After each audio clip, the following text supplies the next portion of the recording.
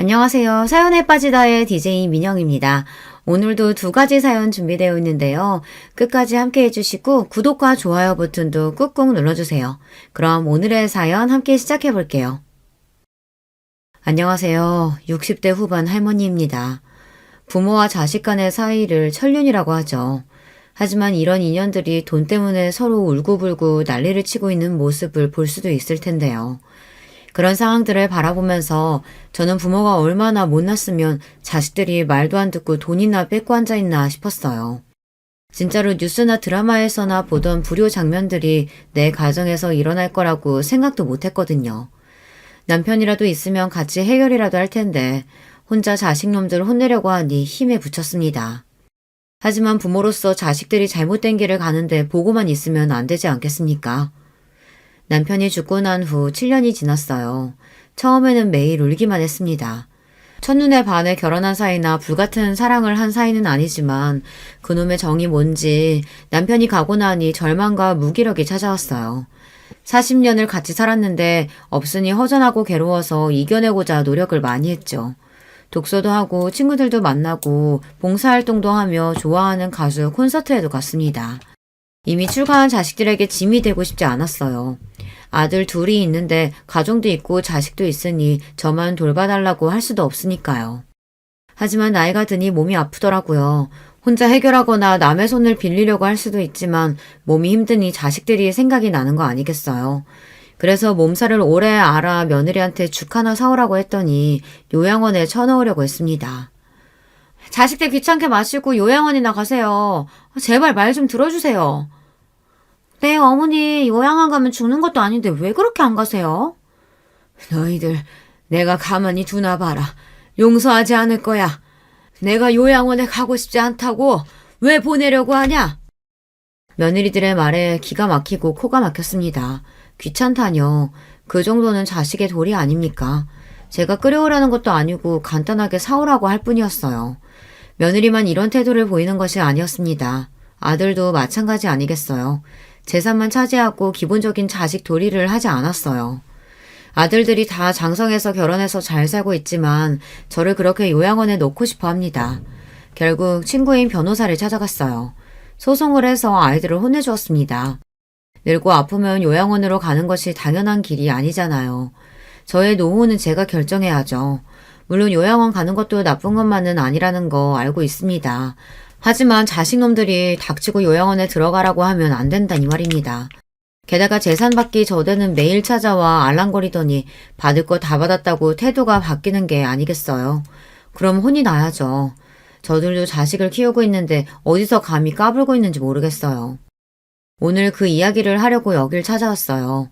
까불던 자식들 혼을 어떻게 냈는지 알려드릴게요. 그 전에는 남편 만나 어떻게 재산을 모으고 살았는지 말해볼게요. 다른 곳 가지 마시고 꼭 들어보세요. 저의 지인도 제 이야기를 듣고 자식들에게 뒤통수 받지 않도록 방법을 취했다고 해요. 저는 고등학교 졸업하고 남편을 만났습니다. 집안 어르신이 맺어준 혼사였죠. 아버지가 거래한 공장 사장이었는데 32살 노총각이었어요. 지금은 30 초반이 늙은 것은 아니지만 그때는 결혼이 늦은 상태였어요. 남편은 성남에서 콩나물이나 두부를 만드는 공장을 운영했어요. 영선아, 좋은 사람이야. 어른 공경하고 착실해. 부모 공장 물려받았는데 검소하고 머리도 좋더라. 너보다 나이가 많은 건 흠이지만. 시어른도 있던데 시누이도 있고. 나 시집살이 시키려고 이러는 거야? 나 아무것도 못하는데. 엄마도 일찍 돌아가셨으니 배울 데도 없잖아. 아버지 손에 끌려 다방에서 선을 봤습니다. 남편은 저보다 10살이나 많은 사람이었어요. 공장을 운영했는데 시할머니를 모시고 살았어요. 시부랑 시모는 몇 년 전에 사고로 돌아가셨다고 했어요. 아버지 사업 실패로 갑자기 가세가 기울어져 급하게 한 결혼이었지만 남편은 그렇게 나쁜 사람은 아니었어요. 다만 말이 없었죠. 옛날 남자가 다 그렇듯이 말이에요. 초반에 스트레스가 많았는지 제가 임신이 잘 안 되더라고요. 어째 임신이 왜 안 되냐? 나이도 어린데. 걱정이 많구나. 신랑이 늙어서 그러냐? 할머니 죄송해요. 노력할게요. 그런데 병원에서는 아무 문제 없대요. 할머니 내버려 두세요. 이 사람 집에서 편히 살다가 새벽부터 일하고 정신없는데 임신이 그렇게 쉽겠어요. 가만히 기다려 줍시다. 나름대로 아버지 사랑받고 부족함 없이 자라다가 결혼해서 낯선 곳에 떨어져 있으니 긴장 상태의 연속이었어요. 새벽부터 일어나 밥도 해야 하지만 그중에서 점심때마다 10명 정도 되는 근로자에게 밥을 만들어주는 것이 힘들었어요. 공장 옆에 살림집이 있었거든요. 그동안 시할머니가 맡아서 하신 일이라고 합니다. 이 공장만의 특징이라고 해요. 집밥을 제공하고 가족처럼 지내서 퇴직률이 낮았습니다. 두부랑 순두부, 콩비지 같은 것을 만들어 시장이나 학교 등에 납품하던 곳이었어요. 공장이야 7시쯤 문을 닫지만 저는 그 후 계속 일을 했어요. 저녁에는 우리 가족들 식사를 준비해야 했지요. 가족은 시할머니와 남편, 그리고 저랑 시누이, 그리고 일을 도와주는 식모뿐이지만요. 시누이는 대학생이라 도와주지는 못했어요. 부러운 부분이 시누이였어요. 저는 대학도 못 가고 시집 오고 말았는데 공부를 잘하는 시누이는 명문대 학생이었죠.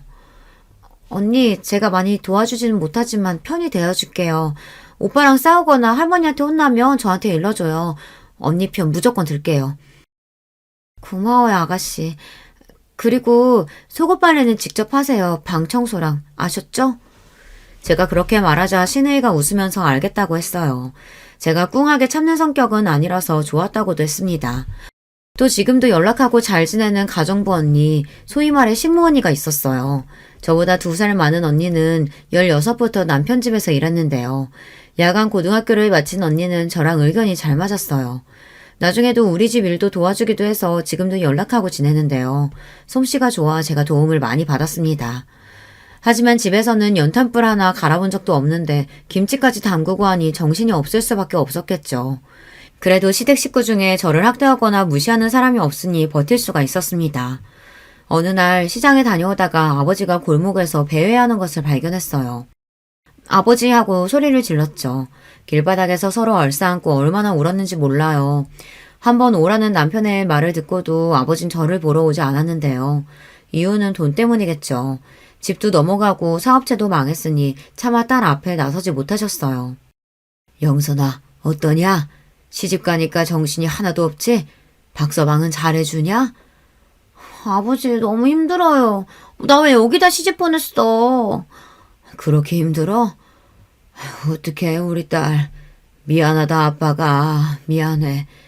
내가 망하지만 않았어도 대학 보내줄 수 있는데 어미도 없는 것이 어떡하냐.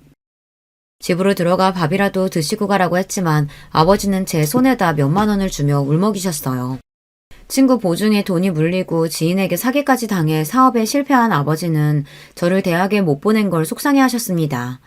게다가 시집갈 때 지참금도 제대로 주지 못했기에 아버지는 너무 괴로워했어요. 아버지가 미안해. 그래도 박서방이 좋은 사람이야. 내가 겪어보니 사람이 성실해. 고생해도 참아야지. 시집 가면 다 힘들대. 알겠어요. 아버지는 그나저나 어디 살아요? 경매로 집이 넘어갔다는데.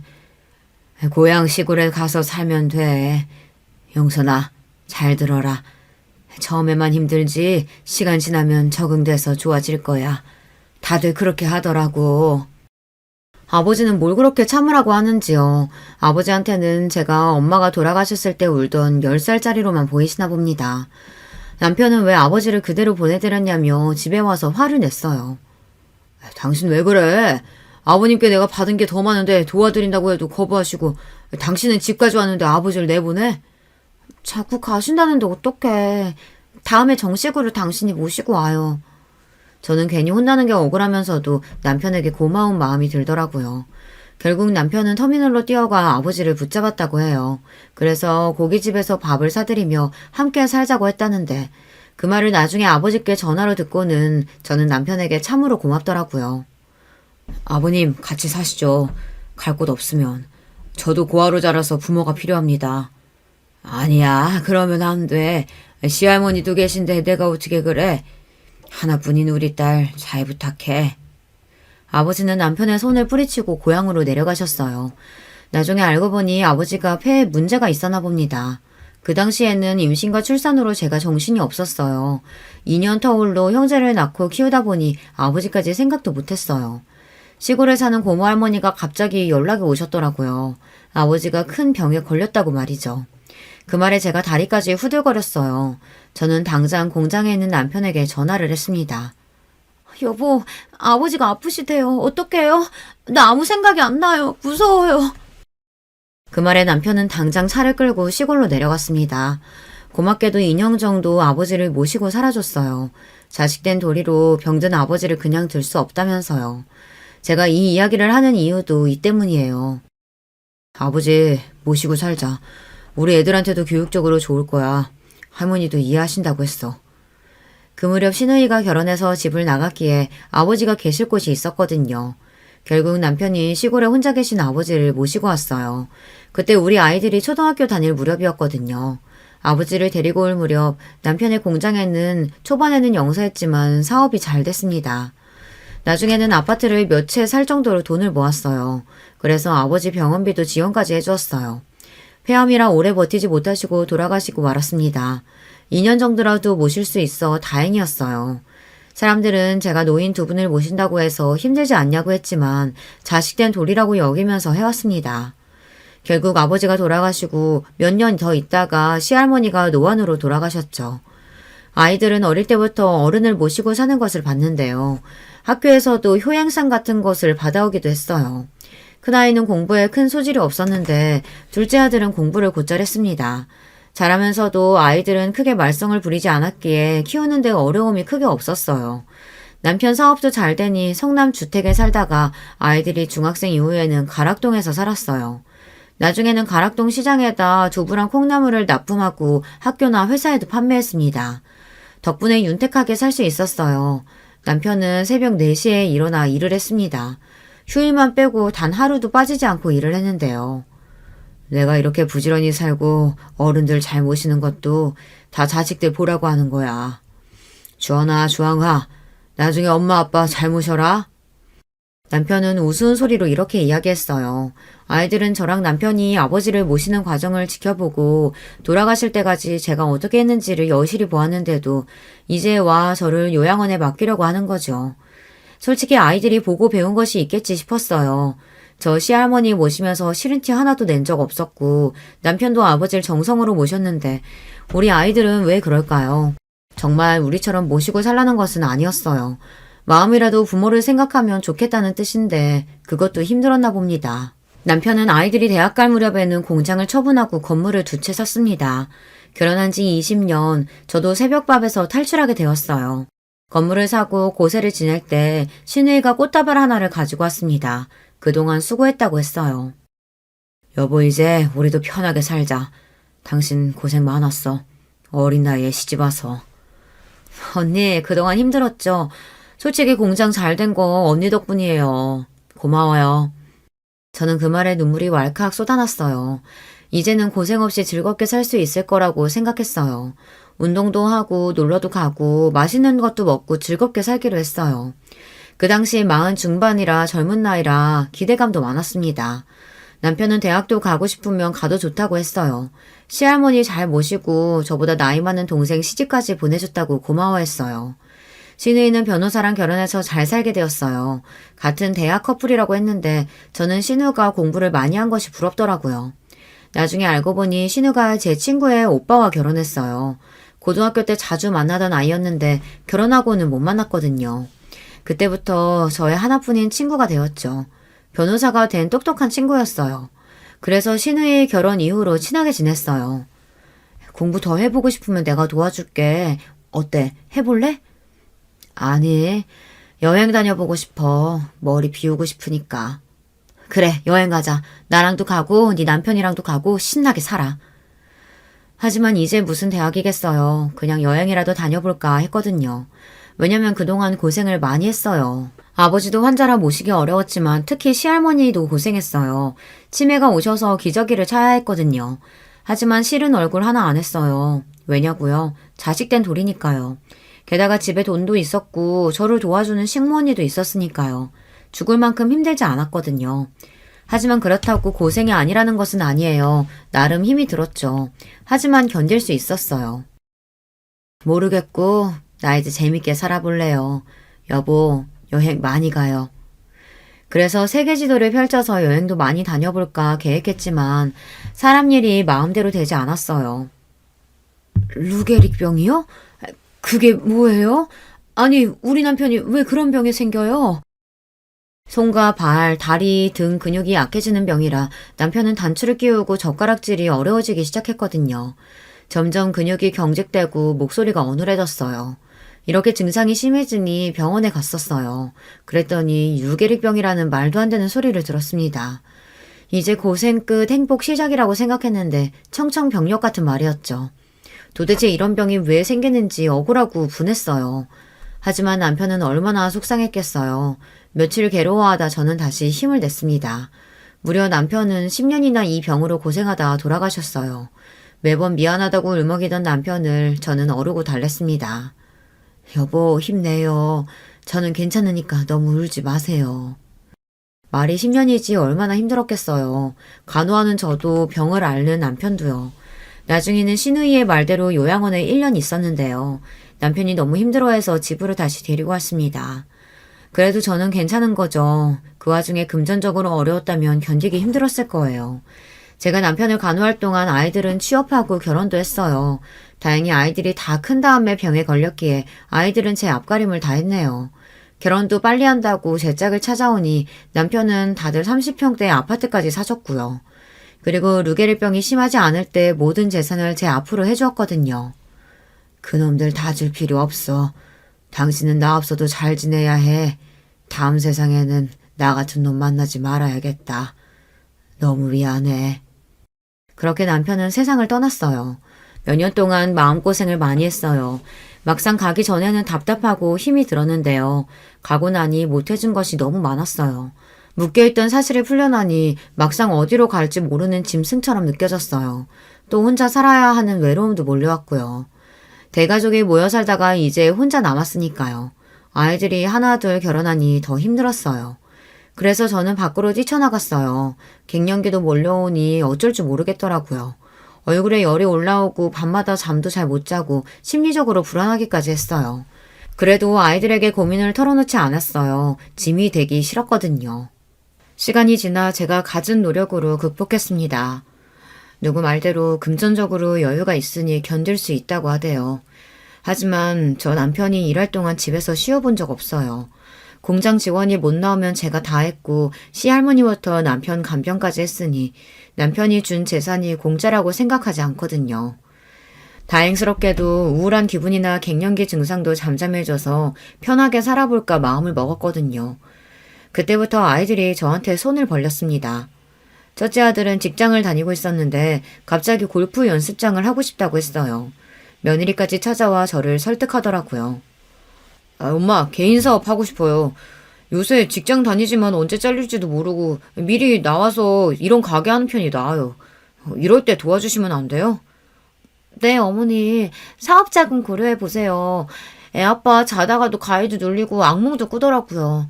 회사 일이 얼마나 힘들면 그러겠어요. 사람이 살고 봐야죠. 아버지가 그랬어. 미리 주지 말라고. 사업도 너희들이 알아서 해. 결혼할 때 집 사줬으면 됐지. 집 사서 결혼하는 게 쉬운 일이야? 회사에서 사람들하고 관계가 안 좋아졌는지 그만두고 왔다는데 이제 마흔이 코앞인데 아이들도 커가고 걱정이 많다고 했어요. 남편이 죽기 전에 재산 분배 없다고 아예 못을 받고 돌아가셨기에 재산을 미리 주겠다는 생각이 없었고요. 어머니 그럼 투자하신다고 생각 좀 해보세요. 매출의 50% 드릴게요. 널 뭘 믿고 투자해. 사업도 처음인데 말이 되니? 게다가 푼돈도 아니고. 제가 반박을 제대로 하니 아들은 더 이상 말을 못했어요. 그랬더니 며느리가 작전을 바꾼 모양이에요. 물량 공세를 시작했어요. 제가 좋아하는 반찬을 만들어서 가지고 오고 쇼핑이나 미장원도 함께 가자고 했습니다. 어머니 이것도 드셔보세요. 제가 반찬 가지고 왔어요. 이따 목욕도 같이 가실래요?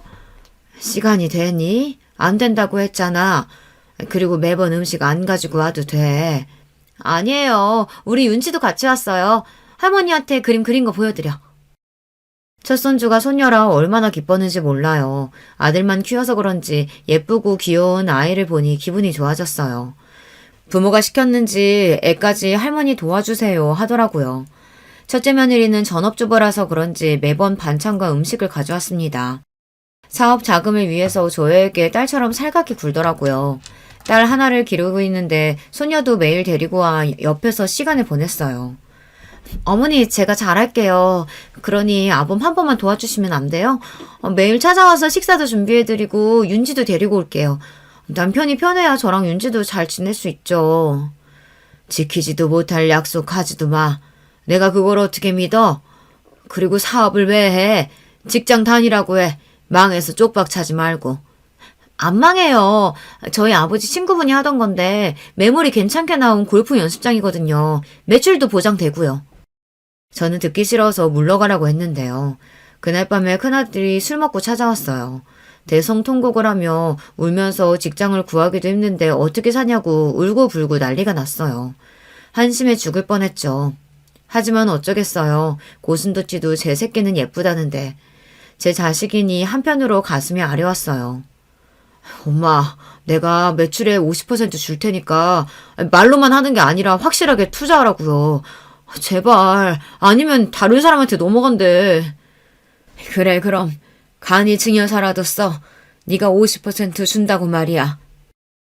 그래, 골프 연습장 인수해 하고 단숨에 허락하고 싶지만 덥석 넘겨주면 돈 알기를 우습게 할까봐 그렇게 매출의 일정 부분을 달라고 단서를 걸었습니다. 그리고 종이에다가 증여하면 뭘 해주겠다고 서약서 같은 걸 써주더군요.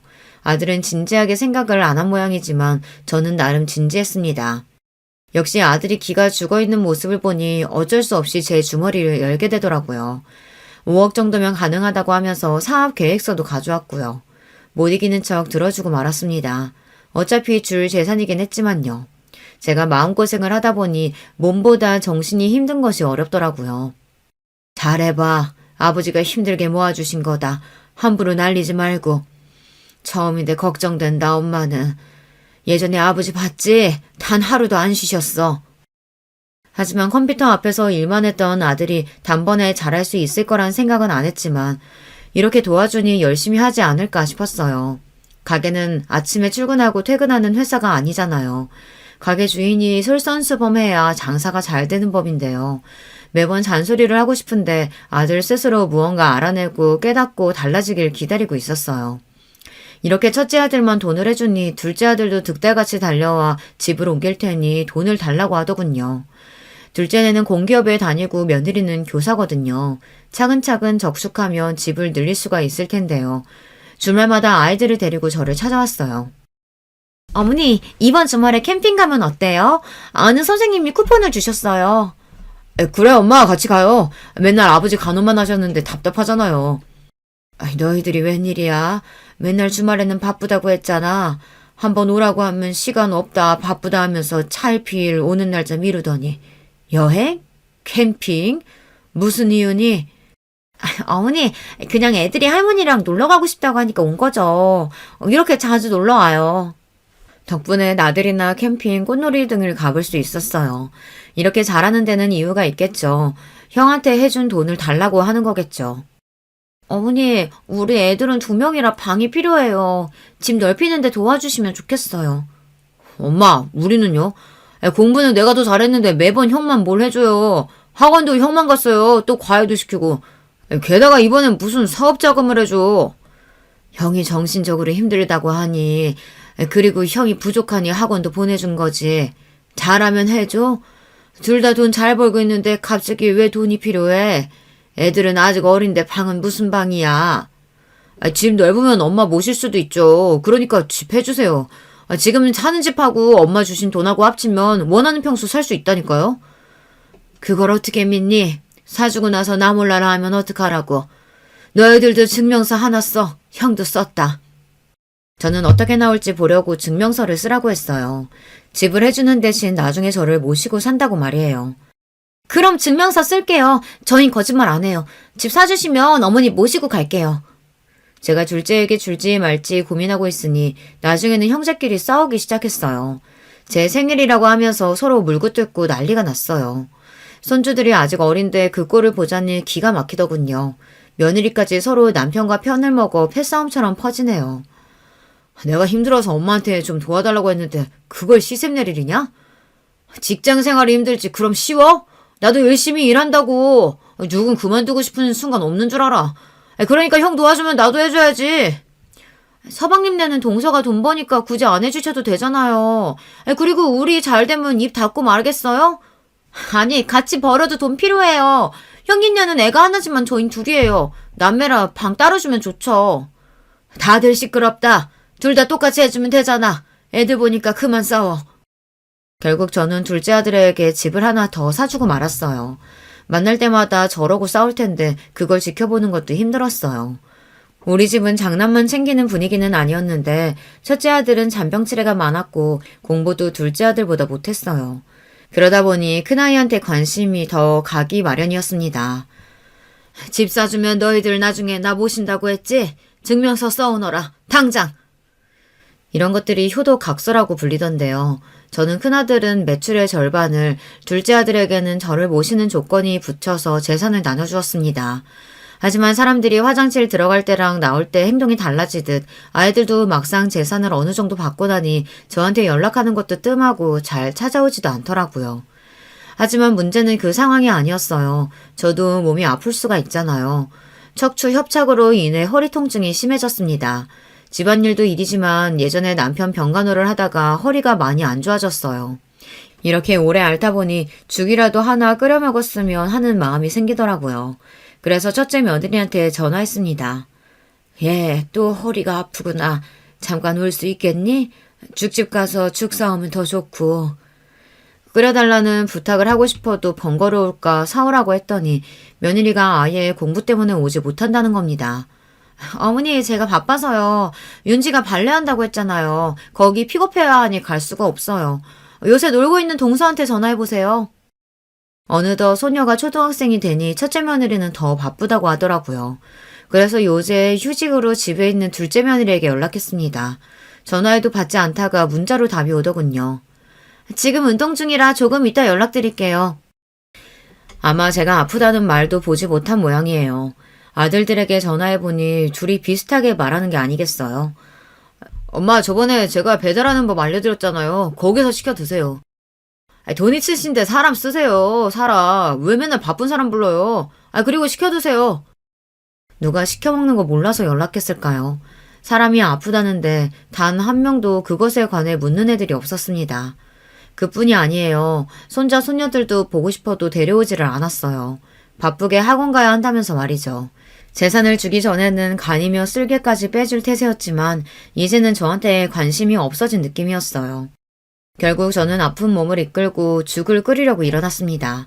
아버지에게, 시할머니에게, 남편에게 열심히 끓인 죽인데 결국 저는 내 손으로 해먹어야 한다는 생각에 서러움이 올라왔어요. 죽은 계속 저어줘야 하는데 허리가 아프니 죽을 올려놓고 거실에 잠깐 앉아 있었죠. 잠이 들었는지 냄비가 홀랑 타버렸어요. 새까만 냄비에 매캐한 연기까지 정말 아찔하더군요. 큰 불로 번지지는 않았지만 부엌을 홀랑 태우고 말았습니다. 세상에 불이 앞을 어쩌면 좋아. 자식도 있고 돈 있으면 뭐해. 내가 원할 때 도와주는 놈들 하나도 없고. 다행히 불은 금세 진압했지만 집안이 엉망이 되고 말았죠. 제 마음도 어찌나 화가 나던지요. 자식들이 무슨 나를 돈지갑으로 알고 있으니 속이 상했습니다. 그래서 당장 아이들은 소환했습니다. 너희들 잘 들어. 혼자 못 살겠구나. 둘째 너희가 나 모신다고 했지? 그 집으로 들어가자. 그리고 첫째 너 매출 50% 당장 가져와. 그 돈으로 나 돌봐줄 사람 써야겠다. 그렇게 말했더니 다들 얼굴이 하얗게 질렸습니다. 첫째 아들은 골프 연습장 매출을 가져오겠다고 했지만 초반에 장사가 안 된다고 울상을 지었거든요. 매출의 절반을 주지 못하겠다고 엄살을 부렸어요.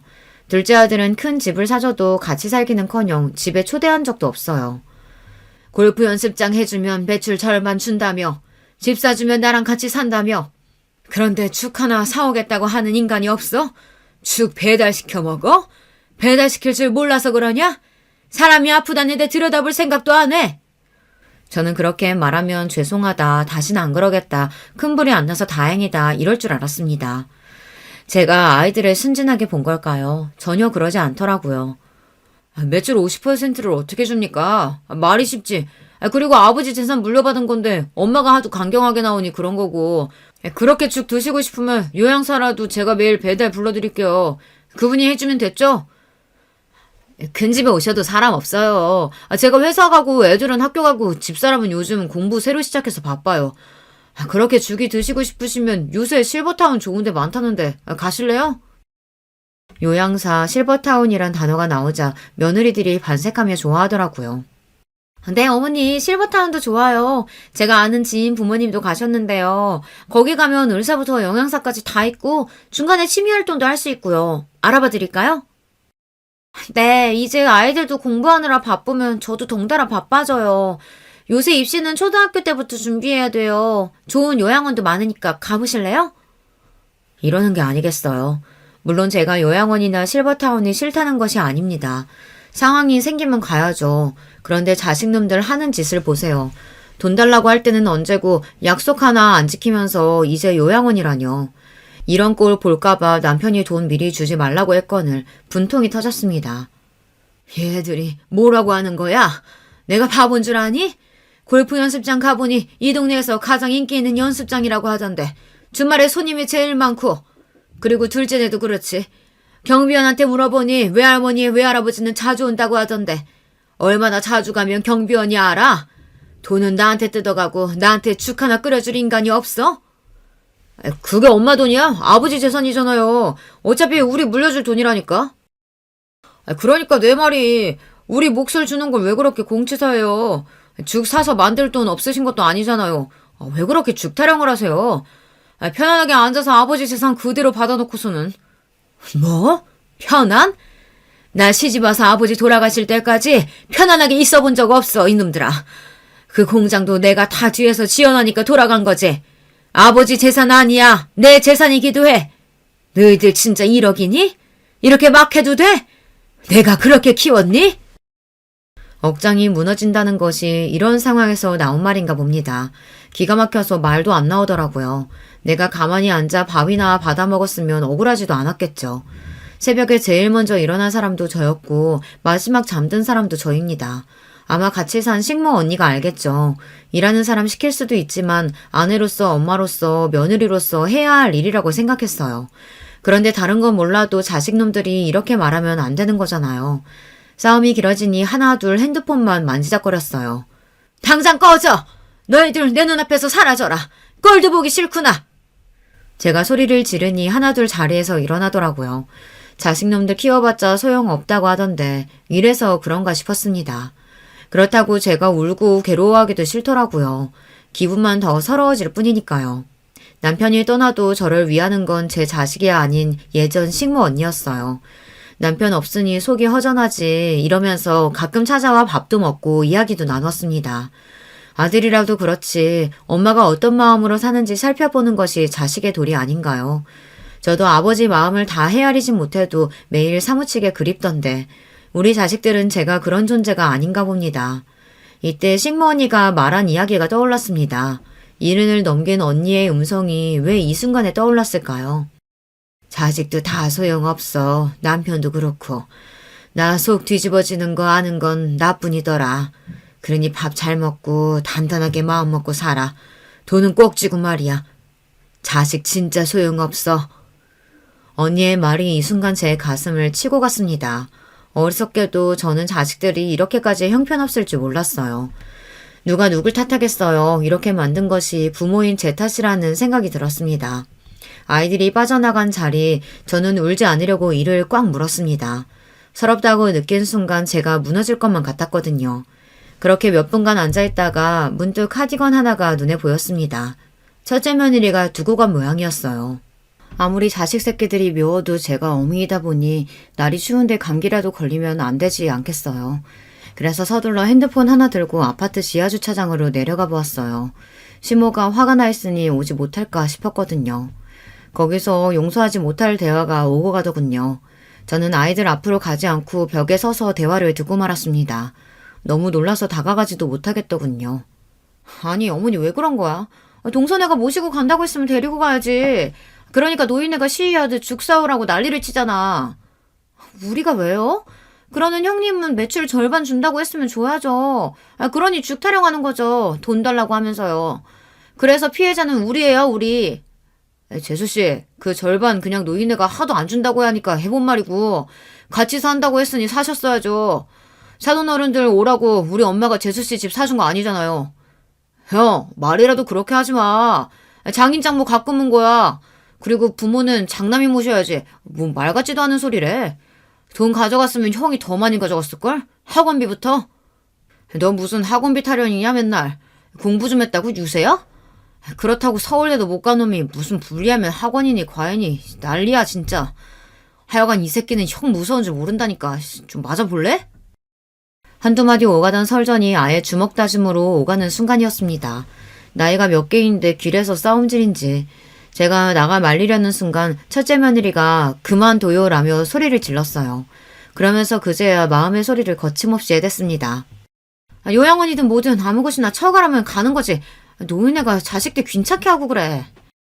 저는 그 이야기에 진짜 그대로 얼어버렸으면 좋겠다고 생각했어요. 귀찮다뇨. 제가 뭘 잘못했는데요. 누구 하나 심하게 말했다 하지 않고 둘째 며느리가 말을 덧붙였습니다. 양심이 있으면 빨리 꺼져줬으면 좋겠어요. 형제들 싸우고 이러는 게 좋아요. 오늘도 그래요. 우리 애들 학원 못 데려다 줬어요. 내가 미쳤다고 학교 그만둔 줄 알아요? 자식들 돌보려고 한 거죠. 우리 아버지 엄마도 학원 픽업 때문에 오신 거라고요. 그것도 모르고 죽타령이 나와요. 진짜 미쳤어. 아무것도 모르고 시부품에 귀염받고 살다가 이제 없으니까 불안한 거지. 죽은 갑자기 왜 사오라고. 귀찮아 죽겠어 진짜. 며느리들 마음대로 떠드니 그제야 아들들이 끼어들었지만 더 가관이었습니다. 윤지 엄마 시끄러워. 그러니까 내가 머리 쓰라고 했지. 죽 사다 줬으면 됐잖아. 노인네 하나 달래지도 못하냐? 예전에는 잘했으면서. 당신도 가끔 찾아갔으면 이런 일 없잖아. 학교는 왜 관뒀어? 그래도 엄마 진짜 우리 집이라도 오시겠다고 하면 어쩔래? 다시 학교 나가. 그게 낫겠어. 말도 안 되는 소리를 왜 해? 무슨 어머님 무서워서 직장을 다녀. 웃겨 진짜. 그러니까 며느리들이 무슨 잘못이에요 다들. 하여간 노인네가 요양원 가라고 하면 가는 거지. 나이 처먹고 자식들 힘들게 하고 그래. 양심이 있으면 당장 꺼져줬으면 좋겠어 진짜. 이제는 더 이상 참을 수가 없더라고요. 그래서 끼어들고 말았습니다. 물론 그 대화 모두를 녹음하고 있었고요. 변호사 친구가 말하길 자식들이 어이없는 말하면 다 녹음하는 것이 맞다고 했거든요. 윤지 엄마야, 너 뭐라고 했냐? 도저히 참을 수가 없어서 아이들 앞으로 걸어나와 며느리 앞에 카디건을 던져버렸습니다. 제가 나타나면 놀라는 신용이라도 하면 더 기분 나쁠 텐데요. 이것들이 아예 잘된 일이라고 한마디씩 더 하더라고요. 제 말이 어때서요? 말이 나왔으니까 말인데요. 나이 쳐드셨으면 자식들 귀찮게 하지 마세요. 양심이 있으시면 그냥 요양원이라도 당장 꺼졌으면 좋겠어요. 저는 며느리들의 하는 말이 어이가 없었습니다. 이제 대놓고 욕을 하다뇨. 저희도 꺼지셨다는 등 어법에도 안 맞는 말을 하더군요. 잘난 대학을 나오고도 말이에요. 그 뻔뻔하게 하는 말이 기가 막혀서 소리를 높여 말했습니다. 뭐라고? 너희들이 사람이냐? 귀찮아? 당장 가! 아이 꺼지라고 하지 왜? 엄마 집사람이 뭘 잘못했는데 소리를 질러요. 꺼지라면 가실 거예요? 그니까 무슨 트집을 잡는다고 그래요. 엄마 아버지 돌아가시고 무슨 특권이나 있으신 것 같은데 다 아버지 재산이고 저희가 물려받을 것들이에요. 저는 아이들 얼굴을 하나하나 찬찬히 살펴보았습니다. 다들 제 욕심만 차서 무엇을 잘못했는지 모르더라고요. 원래부터 그렇게 욕심을 드러냈으면 믿지도 않았을 텐데요. 말로 싸워봤자 소용이 없다는 것을 알게 되었죠. 일단 보내고 더 큰 혼을 내기로 했습니다. 너희들 생각 잘 알았다. 그 대신 난 다시 물려줄 생각 없어. 다시 돌려받을 테니 알아서 하렴. 이제는 화를 내는 것도 아깝다는 생각이 들었습니다. 소리를 지르고 야단을 쳐도 자식들은 전혀 바뀌지 않는다는 것을 알았어요. 그때 남편의 목소리가 떠올랐습니다. 루게릭병이 많이 진행되기 전의 일이었죠. 애들이 돈 받고도 당신 무시하면 다 돌려받아. 그래도 돼. 자식들 어떻게 나올지 몰라. 지금은 말 잘 들어도 머리 크고 돈 마다하면 그렇게 될 거야. 다시 돌려받아라. 그게 가능한지 저는 친구에게 전화했습니다. 지금은 변호사를 하지 않지만 아직 현직에 있는 후배를 알고 있을 테니까요. 친구와 그 후배의 변호사 사무실을 찾아갔습니다. 저는 변호사에게 녹음 파일이나 효도 각서 같은 증여할 때 자식들의 다짐이 담긴 종이도 내밀었어요. 여사님이 아주 똑똑하시네요. 무조건 말로만 다짐을 받아두는데 이렇게 녹음이나 증거도 있고요. 물론 법적으로 이게 증거가 될 순 없지만 참고는 될 수 있어요. 사업자금으로 재산 먼저 주면 매출 절반 준다고 했고 50평대 집 사주면 저를 모신다고 했어요. 이건 공증까지 제가 다 해놓은 상태라 다 가능하겠죠? 네, 이게 요새 많이들 하시는 불효소송인데요. 대부분 돌려받기 어려워요. 아예 부모에게 사기를 치는 등의 범죄를 저지르는 등 그런 문제가 아니면 10에서 15% 정도만 소송에서 이길 수 있어요. 재산을 주면 부모를 보양하겠다고 한 걸 증명하기가 어려우니까요. 하지만 여사님처럼 이렇게 증빙 증명서 같은 서류를 만들면 이야기가 달라지죠. 어떻게 이렇게 하실 생각을 하셨어요? 제 아버지가 돈 빌려주고 많이 떼이셨거든요. 그거 보고 뭐든 증명할 거리를 만들어야겠구나 싶어서 그랬어요. 그리고 제 옆에 있는 친구가 조언도 했고요. 당장 소송 준비하고 싶어요. 이것들 혼을 내야지 안 되겠어요. 저는 그날로 법원에서 소장을 청구하기로 했어요. 자식들에게 재산을 준 이후 소유권이 자식에게 넘어간 이후에는 불효 소송이라도 다 돌려받기 어렵다고 했어요. 그러니 돈을 주기 전에 자식들이 나를 부양해야 한다는 조건으로 계약을 받는 것이 좋다고 했어요. 저는 그런 조건은 아니지만 재산을 증여하면 매출이나 같이 산다는 조건을 내건 계약서 같은 것이 있으니 한번 해볼 수 있지 않겠냐고 했습니다. 하지만 이런 소송은 물적 증거가 있어야겠죠.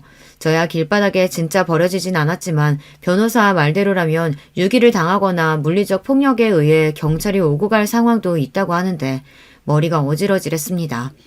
이런 사실을 시누이가 알고는 당장 자식들을 만나러 갔나 봅니다. 골프 연습장 앞에서 엄마한테 불효하는 놈이라고 소리를 지르고 둘째 아들 공기업까지 당당하게 찾아간 모양이에요. 주원이 주황이 왜 그런 거야? 여자 잘못 만나 그런 거야? 아니면 갑자기 싹수가 없어졌어요? 오빠랑 언니가 그렇게 안 키웠는데 내가 맨날 가서 시위한다고 했어. 불효소송 한번 해야 이것들이 정신이 들지. 맞죠, 아가씨? 당연하죠. 자식놈들 한번 혼나야 정신 차리지. 내가 며느리들한테 다 전화했어. 네 새끼들 얼마나 잘 되나 보자고. 그랬더니 아무 말도 안 하더니만 가만히 안 둘 거야. 재산 다 못 돌려받아도 소송이라도 하고 소장이 날아가야 정신 차리지. 언니는 소송을 해. 나는 동네 돌아다니면서 벽보라도 붙일 거야. 불효 자식들이라고. 언니처럼 시부모님한테 잘하고 남편하고 자식들 살뜰히 돌본 사람이 있냐고. 미친 것들이 죽 한번 사오라는 것도 어려워? 그러는 아가씨는 나한테 해줬어? 오빠 아파트 내가 다 돌봤지. 미안해요. 그때 나도 애들 건사하느라. 오늘 내가 전복죽 끓여왔어. 언니 이제 죽은 나한테 말해요. 알았죠? 제가 재산을 다 돌려받겠다며 비싼 수임료를 내고 변호사를 고용했다는 말을 자식들이 들었는지 그제야 달려왔습니다만 저는 집을 옮겼어요. 작은 아파트지만 주변이 죽집부터 병원까지 잘 갖춘 곳에 입주했어요. 시누이랑 친구네 집과 같은 동네라 만나기도 편하고요. 엄마 어디에요? 제가 잘못했어요. 돈 드릴게요. 그러니까 이딴 거 하지 말죠. 동네 창피는 물론이고 연습장 평판도 나빠서 손님들 끊겼어요. 고모 때문에 회사 사람들이 나 불효자 취급하는데 미치겠어. 도대체 불효소송은 뭔데요? 내가 집 주면 모신다고 서류를 쓴 적이 있어요? 어머니 죄송해요. 동네에 소문 다 나서 윤지까지 애들한테 놀림받는데요. 용서해 주시면 안 돼요? 집에 오시려면 오세요. 애들이 어디서 들었는지 할머니한테 왜 막말했냐고 하더라고요. 애들한테 제가 혼났어요. 죄송해요. 매일 전화가 와도 저는 받지 않았어요. 귀찮았거든요. 제가 진짜 몸이 아파 한 걸음도 내딛지 못한 처지였다면 자식들은 저를 발랑 안고 요양원에 맡겼겠죠. 짐짝 던지든 말이에요. 요양원 모시는 것이 문제가 아니에요. 그 태도가 문제죠. 게다가 재산은 재산대로 다 가져가고 정작 부양할 때 외면하면 안 되니까요. 지금도 불효소송은 진행되고 있어요. 끝까지 괴롭게 만들어서 다신 그러지 못하게 만들 겁니다. 여러분들도 재산을 줘야 할 때 변호사랑 상담해서 증여 증거나 각서를 남겨두세요. 그리고 자식들이 막말하면 화를 내는 대신 핸드폰 녹음기를 열고요. 그게 살 길이니까요. 이렇게 사연을 이야기할 때도 며느리나 자식들이 손주들 앞세우고 찾아와 소송을 취하하라고 야단이네요. 죽어도 취하 안 해주려고 합니다. 이번에 해외여행을 시누이와 친구 그리고 시모 언니까지 초대해 가려고요. 한 달 동안 여러 나라를 돌아다니며 돈이나 쓰고 오려고 합니다. 한 푼이라도 모아서 손주들 주려고 했는데 그것도 소용없는 짓이니까요. 남은 재산 자식들 안 주려고 다 쓰고 죽을 건데요. 저의 기가 막힌 이야기는 여기서 끝났습니다. 당장 재산 다 뺏고 알거지로 자식들 길바닥에 내쫓아야 속이 시원하겠지만 법이란 것이 그렇지 않잖아요. 한번 증여된 것을 되찾으려면 어렵다고 해요. 그러니 주기 전에 조심해야 하지만 자식놈들 당장 달라고 하는데 안 주기 쉽지 않잖아요. 그럴 때는 법적인 도움을 먼저 알아보는 것이 중요해요. 지금까지 제 이야기 들어주셔서 감사합니다. 안녕하세요. 저를 소개드릴 것 같으면 사연을 보는 재미에 빠져서 유튜브에 쉴 새 없이 들락날락하는 나이 먹은 여자예요. 그야말로 제 얼굴에 침뱉기라서 어디에 속 시원히 이런 이야기를 해본 적이 없었던 것 같아요. 시간 날 때마다 틀어놓는 습관이 생겼는데 문득 혹시 이런 익명의 사연이라면 제 이야기를 털어놓아도 되지 않을까 싶어서 결단을 내리게 됐습니다. 설마 자식 낳고 손주까지 본 제 결혼 생활에서 이런 황당한 경험을 하게 될 줄은 몰랐어요. 저는 남들보다 시집을 늦게 간 경우였네요. 당시에 제 주변에서 여자들은 전부 25이나 6이면 결혼을 했었으니까요. 제 주변이 하필 다들 부지런히 시집들을 가는 환경이었지만 저는 29이 되어서야 만난 인연과 제 나이 꼬박 30에 결혼을 하였습니다. 제 친정 집안이 예전에 찢어지게 가난했어요. 가난을 경험해보신 분들 중에서 배가 고파 울어보신 적이 있으실까요? 저는 그래 본 적도 있었고요. 심지어는 울면 더 배가 고파질까봐 그마저 참아본 적도 있었네요. 배가 너무 고파서 기력이 빠진 채로 멍하게 있던 적이 잦은 아이였죠. 그 시절 다 같이 힘들고 어려웠던 시절이었음에도 친정 집안은 형편이 유독 어려웠어요. 저는 그게 다 친정아버지가 하도 귀가 얇고 팔랑거려서 그랬다고 생각합니다. 친정 엄마의 속만 문드러져 갔죠. 기껏 힘들게 벌어서 모은 푼돈, 애들 아빠라는 인간이 어디론가 홀라당 다 까먹어버렸으니 살맛이 안 난다. 그딴 것도 어떻게 가장이라고 할 수 있을까? 차라리 없는 게 낫지. 당신 그거 나 들으라고 하는 소리야? 나라고 일부러 그러고 싶었던 줄 알아? 그게 다 처자식들 먹여 살리려고 더 잘 되어 보려고 그런 것이었잖아. 좋은 마음으로 그랬다가 돈을 잃은 것뿐인데 왜 나를 두고두고 원망해? 내가 당최 기가 죽어서 살 수가 없어. 살 수가 없으면 그냥 죽지 왜 살아? 대체 왜 아등바등 계속 살아서 우리를 힘들게 하냐고.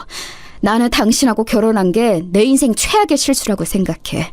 이런 지독한 게 결혼이라면 나는 내 자식들이 절대 결혼 안 하고 혼자 살았으면 좋겠어. 가장 착잡했던 사실은 친정아버지의 변명이 진심이었다는 것이죠. 그런 분이셨어요. 아기는 결코 없는 게 결과물은 아주 나쁜 사람이요. 나이에 맞지 않게 순진무구하고 있어 챙기실 줄 모르고 남 얘기 잘 듣고 잘 넘어가고 잔정 많으시고 그런 분이 친정아버지셨고 하도 대일 대로 대이신 친정엄마는 저를 비롯한 당신의 자식들에게 당부를 하셨습니다. 이악 물고 어떻게든 살아남자고 그리고 절대 결혼은 섣불리 하지 말라고 말입니다. 남이었으면 좋았을 것 같아. 하다못해 친척이었으면 사람 참 좋다고 추켜 세워줬을 거야. 그런데 내 남편으로는 너무 힘들다. 착하고 무른 게 능사인 줄 알아? 얘들아 잘 들어. 사는데 그런 게 도움되고 필요한지는 몰라도 성공하는 것에는 필요 없어. 가난이라는 것에 한이 맺혀간다. 끝이 안 보이니까 너무나도 지쳐가. 너희들은 이 엄마처럼 살지 마라. 그딴 한량과 결혼해서 밑빠진 독에 물이나 붓고 살 바에는 차라리 결혼 같은 거 하지 마. 혼자서 독수공만 하다가 늙어 죽는 게 낫지. 저는 결심했습니다. 친정엄마의 말씀을 따르겠다고요. 너무나도 마음고생하시던 모습을 많이 봐왔으니까요. 눈 맞으면 살림 차리고 순정 바쳐서 연애했던 그 시절, 미천 하나 없어도 서로만 보며 백년가액을 맺고는 했던 시절. 그러나 저를 비롯한 친정의 형제들은 결혼을 아무도 일찍 안 했습니다. 친정엄마께서 하도 곡소리를 하셔서 그랬나 봐요. 가장 이르게 결혼한 사람이 28 나이, 늦가을에 시집간 언니였을 정도였네요. 형부는 나름 교육자 집안이라 할 수 있는 배경을 지니고 있었기에 형편이 안정된 인물이었습니다. 키만 좀 컸지 얼굴 인물은 별로였어요. 성격도 무척 예민하고 까칠한 편이었죠. 그래도 언니가 안정된 배경 하나만 보고 결혼을 한 거예요. 저도 비슷했네요. 무능력한 친정아버지, 그리고 그런 배우자에게 질색을 하며 학을 떼었던 친정엄마를 보고 자랐던 저는 무조건 남편의 능력만 보았습니다. 제가 잘난 사람이 아니다 보니까 굉장한 상대를 만나는 건 말도 안 되는 일이었죠. 그래서 제 수준에서 만날 수 있는 최대치의 남자를 만나고자 했어요. 그러던 와중에 남편을 만나서 단 5개월 만에 속전속결로 결혼을 해버렸습니다. 시댁은 당시에 작은 공장을 운영하기 시작한 직후였고 저는 남편을 내조하면서 공장의 잡일을 도와가며 그렇게 열심히 살았어요. 제 성실한 구석 하나만 보고 저를 허락해 주었던 시댁 사람들을 제가 기어이 만족시켰죠. 아집이 강한 남편하고는 솔직히 이런저런 마찰이 있었지만 반지하 단칸방에서 화목하게 사느니 점점 집을 넓혀가는 재미를 느끼며 남편과 냉전을 치르며 사는 게 낫다고 여겼습니다. 친정의 영향을 강하게 받아서 그랬나 봐요. 다른 의미로도 저는 친정의 영향을 강하게 받았는데 그건 바로 우는 소리를 그렇게 하시면서도 친정엄마께서는 끝끝내 당신의 무능력한 배우자를 저버리지 않은 채 끌어안고 가셨죠. 저는 그 면모를 봐왔기 때문에 사업하는 남편이 도중에 얼마나 독불장군처럼 굴든 말든 꿋꿋하게 인내하며 아내로서의 역할, 엄마로서의 역할을 다 해냈습니다. 한 번도 도망친 적 없었고 최선을 다하지 않은 적도 없었네요.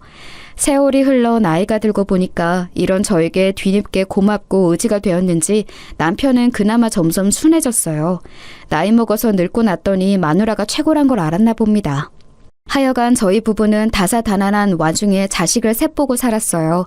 큰아들은 장남이라는 이유로 저희 부부의 전폭적인 지원과 기대를 받으며 자랐고요.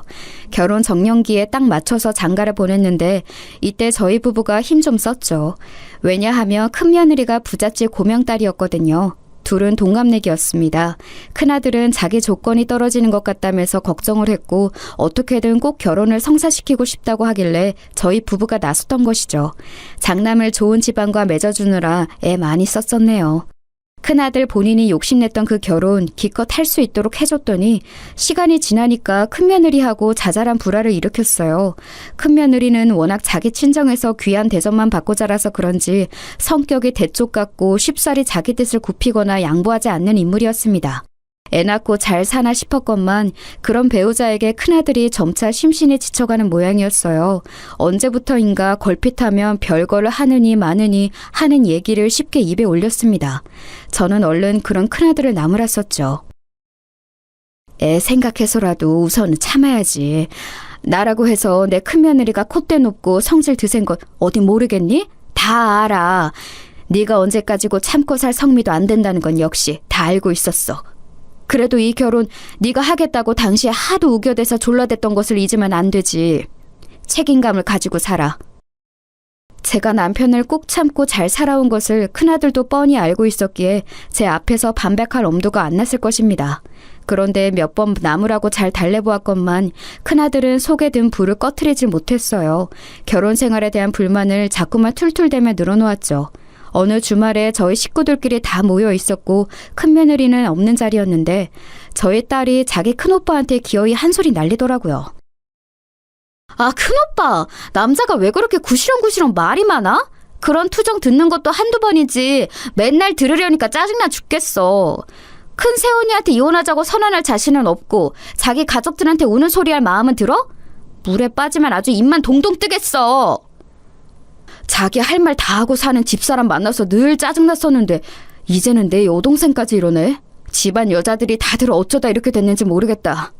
야, 너는 제발 네 작은 새언니 좀 보고 배워라.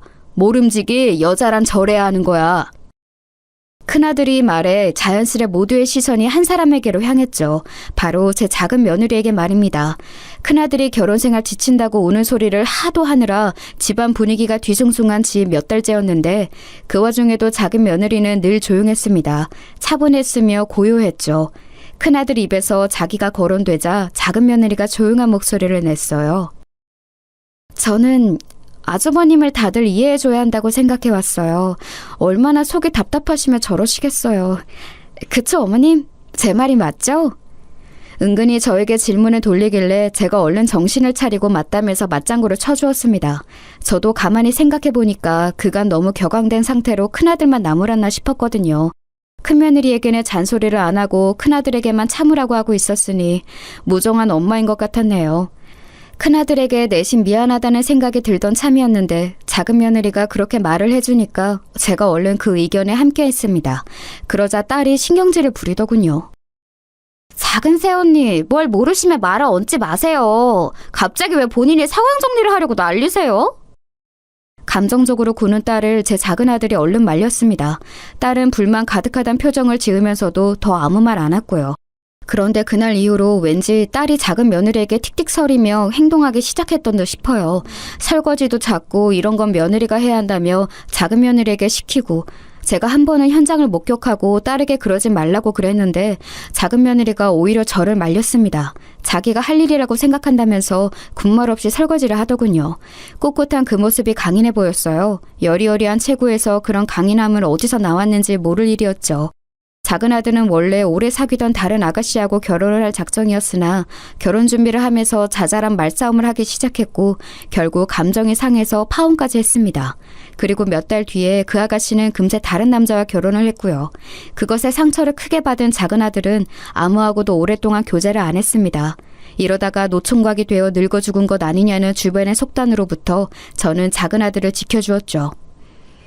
이상한 사람 만나서 인생을 말아먹을 바에는 결혼 안 하고 혼자 사는 것도 괜찮아. 그러니까 너무 마음 쓰지 말고 네가 마음 가는 대로 살아도 돼.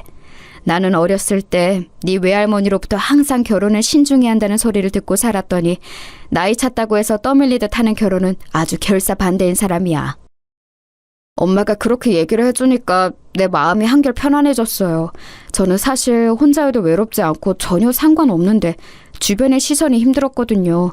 압박 받지 말고 부담 안 가지고 재미있게 지내다가 혹시 제 마음을 사로잡는 인연이 생긴다면 그때 가서 결혼 생각을 해볼게요. 그렇게 말했던 작은 아들은 시간이 지나서 자기보다 8살 어린 작은 며느리를 만나서 결혼을 하였습니다. 작은 며느리는 눈에 띄는 미인은 아니더라도 수수하고 청순한 분위기를 풍겼어요. 첫인상이 아주 참했죠. 작은 며느리의 친정은 많이 가난한 편이었습니다. 집안에 있는 빚 때문에 작은 며느리가 힘들게 살았더라고요. 왠지 옛날에 제가 생각났습니다. 이런 말을 하면 너무 속물적인 것 같았지만 작은 며느리가 어째서 제 작은 아들과 결혼하고 싶어 하는 건지 저는 그 이유가 짚이더라고요.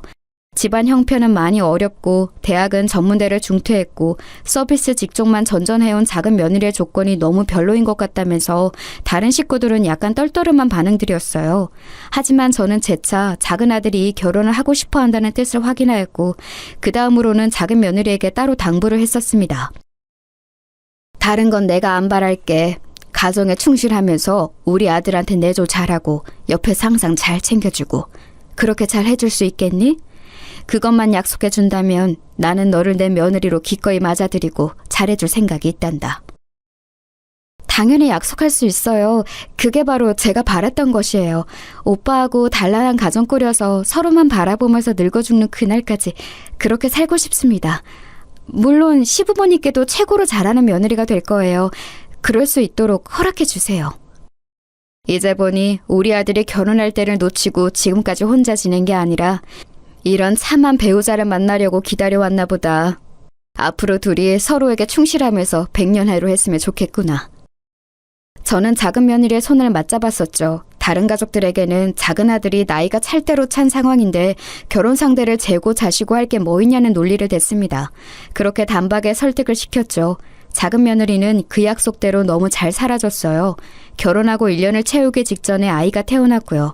자기 남편과 아이를 최우선으로 두고 자기 시댁에도 살뜰히 잘하고 그런 인물이었어요. 시간이 흘러 어느새 작은 손주가 이제 초등학교를 들어가게 된 참이었고요. 이렇게 잘해온 작은 며느리가 딸에게 핀잔을 당하며 지내는 것 같아서 제가 너무 면목이 없었습니다. 미안하다. 나도 어쩔 수 없이 팔은 안으로 굽는가 봐. 우리 딸한테 내가 따끔하게 잔소리를 한다고 하는데도 그게 부족할 수밖에 없네. 우리 딸이 나이만 먹었지 철이 없어. 성숙하고 의젓한 네가 이해해 줄 수 있을까? 어머님, 세상 무슨 말씀이세요. 저는 솔직히 아직까지도 저를 며느리로 받아주신 어머님께 늘 감사한 마음을 가지고 있어요. 민준이 아빠가 그때 아무리 저랑 결혼하고 싶다고 했다고 한들 어머님께서 만약 안 된다고 하셨으면 안 될 일이었다고 생각해요. 그러니까 저는 어머님께 특히 감사합니다. 저는 이 집안의 일원이 되어서 매일매일 행복해요. 그러니 그런 말씀은 거두세요. 얘가 나를 오늘 작정하고 비행기 때문에? 네 시합이도 있는데 왜 나한테만 특별히 감사하다고 하니? 에이, 어머님. 그런 것에 있어서 실세는 어머님인 거 옛날 그때부터 저는 다 알고 있었어요. 집안 문제는 어머니께서 꽉 쥐고 계셨잖아요. 지금도 그렇고요. 이렇게 말씀드리면 저 혹시 너무 건방져 보이려나요? 할 말 다 해놓고 겸연쩍어 하는 것, 작은 며느리는 이런 인물이었죠.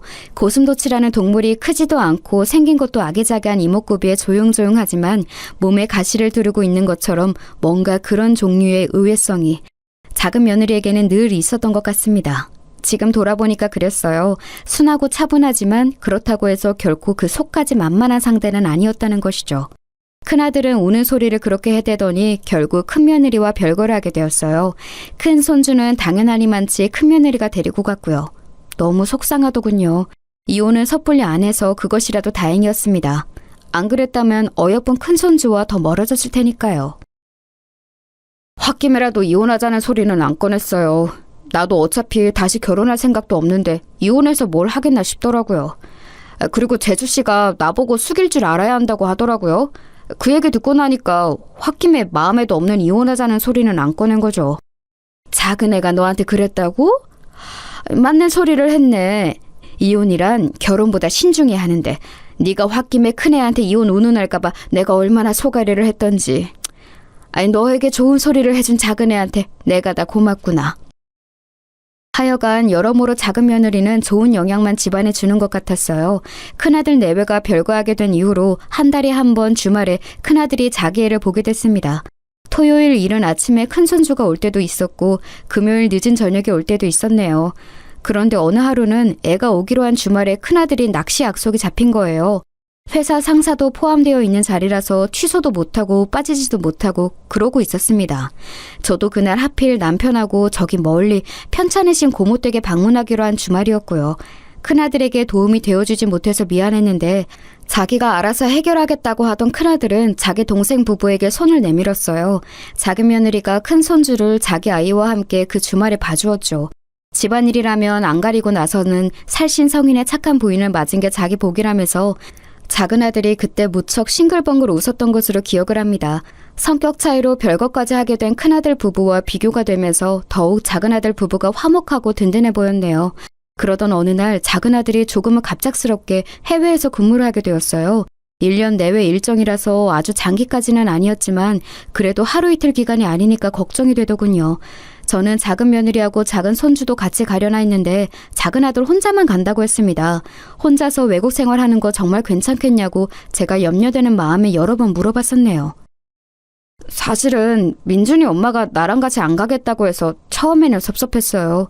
그렇지만 한편으로는 이제 초등학교 들어간 아이를 배려해서 외국 생활 욕심내지 않은 민준이 엄마에게 고맙기도 하고 그 마음씨가 감동이기도 하고 그렇네요. 그러게 작은 애가 욕심을 안 부리고 자기보다는 다른 사람 입장을 우선시해서 배려하는 편이지. 보나마나 네가 없어도 아이 뒷바라지 잘하면서 작은 애는 잘 해낼 거야. 그러니 너도 거기서 밥 잘 먹고 건강 잘 챙겨야 한다. 연장 같은 거 하지 말고 꼭 제때 돌아오고. 애가 어린데 너무 오래 떨어져 있고 그러면 못 써.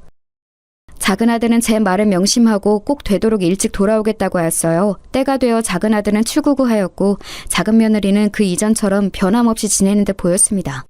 저는 설마 제가 작은 며느리 같은 사람을 의심하게 될 것이라고는 이때까지만 해도 상상조차 못했죠.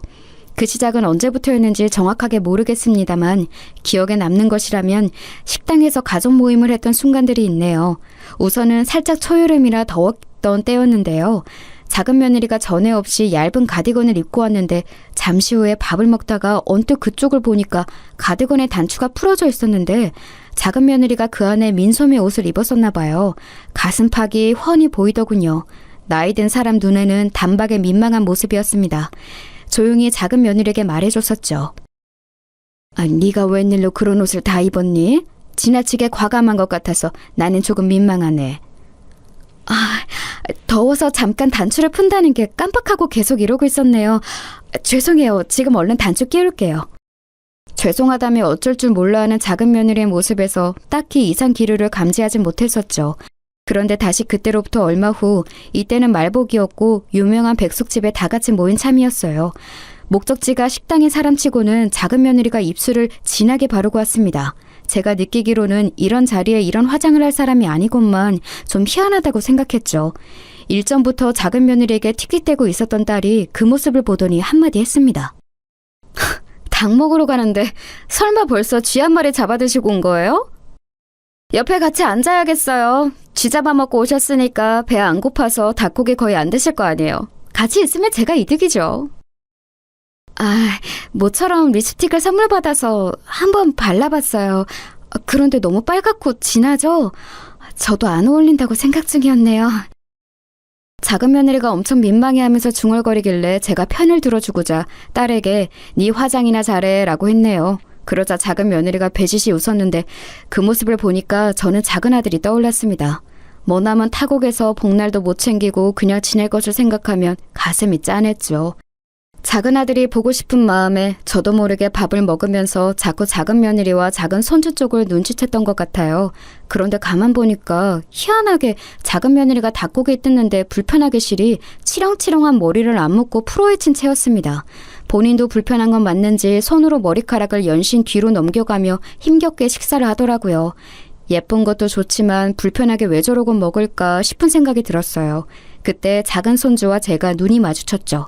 자기 엄마를 제가 아까부터 몰래 빤히 쳐다보고 있었으니 그 이유가 궁금하다는 눈치였습니다. 제가 일부러 이런 식으로 둘러댔지요. 내가 가만히 보니까 민준이는 엄마 닮아서 머리숱도 많고 머릿결도 좋은가 보다. 그치? 우리 엄마 요즘 자꾸만 거울 앞에 오래 있어요. 머리도 자주 빗기 때문에 머릿결이 좋은 것 같아요. 그때 제가 작은 손주로부터 살짝 의문스러운 소리를 듣게 되었습니다. 작은 며느리가 최근 들어서 꾸미는 것에 엄청 신경을 쓰고 있다는 것이었어요. 전에 없이 화장대 앞에 오래 앉아 있는다고 하더군요. 작은 아들이 외국에 나가 있는 상황에서 꾸미는 게 좋아질 이유란 대체 뭐가 있을까 싶었습니다. 작은 며느리는 아직 30대 중반밖에 안 된 나이였고 외모도 제법 예쁘장했기 때문에 저도 모르게 혹시 이거 설마? 하는 의심을 가지게 되었어요. 한번 그런 쪽으로 의심을 하게 되니까 자꾸만 생각이 꼬리를 물고 이어지더군요. 작은 아들이 한참 연상이었기 때문에 혹시 작은 며느리가 젊은 남자에게 마음을 빼앗긴 것은 아닐까 싶었습니다. 이런 고민을 하게 되었다는 것 자체가 저 스스로를 부끄럽게 만들었죠. 나이만 먹고 망상병에 걸린 게 아닐까 싶어서 민망했어요. 이런 상의를 하기 위해 찾은 상대는 제 딸이었습니다. 그랬다가 곧 후회를 했지만요. 젊은 남자랑 결혼할 걸 그랬다고 후회는 안 하세요? 네? 갑자기 무슨 소리를 하시는 거예요? 저한테 그런 건 왜 물어보세요? 작은 오빠도 지금 외국 나가 있는 상황인데 이럴 때 어디 한번 솔직하게 털어놓아 보세요. 결혼은 최소한 또래 나이하고 할 걸 그랬다고 생각 정도는 해보신 적 있죠? 여자끼리 허심탄회하게 말해보는 게 어때요? 제 이야기를 들은 딸이 다짜고짜 작은 며느리에게 저런 질문부터 날린 거예요. 제가 얼마나 당혹스러웠는지 모릅니다. 작은 며느리의 표정이 엄청 어두워졌었고 잠시 침묵을 지키다가 이렇게 대답을 하더군요. 절대 그런 생각 해본 적 없어요. 저는 민준이 아빠보다 젊은 남자에게 눈이 돌아간 적도 없고요. 아니, 누가 눈 돌아갔다고 했어요? 그렇게 말한 적은 없어요. 그냥 한번 가볍게 물어본 것뿐인데 너무 정색하시네요. 제가 정색을 할 만한 질문을 하셨다고 생각을 해요. 지금 이 자리에서 맹세하는데 결코 젊은 남자한테 저는 눈이 돌아간 적 없으며 앞으로도 돌아갈 일도 없어요. 하늘에 대고 맹세합니다. 작은 며느리가 굉장히 단호하게 대처를 했고 딸은 겸연쩍어 했으며 저도 목구멍이 턱 막히는 기분이 들었습니다. 이렇듯 믿음직스러운 작은 며느리를 향해 대체 제가 어떤 추악한 의심을 했던 것인가 싶어서 속으로 너무 미안했어요. 너무 섣부른 추론이었다고 여기며 스스로 반성도 했습니다. 그러나 한번 마음속에 의심의 씨앗을 심어놓으면 그건 어느 때고 꿈틀거리며 발아하는 법이라는 것을 저는 알게 되었습니다. 옷차림새도 머리 모양도 표정도 갑자기 전에 없이 구석에서 휴대폰을 확인하는 행동도 즐거운 순간이라도 떠올린 것인지 멍하게 있다가 난데없이 키득거리면서 웃는 모습까지도 점차 수상한 작은 며느리의 모습들이 제 눈에 담겼어요. 나이를 먹을 대로 먹었건만 그럼에도 저 역시 여자인가 보더라고요. 같은 여자로서 감지되는 오묘한 기운이 있었습니다.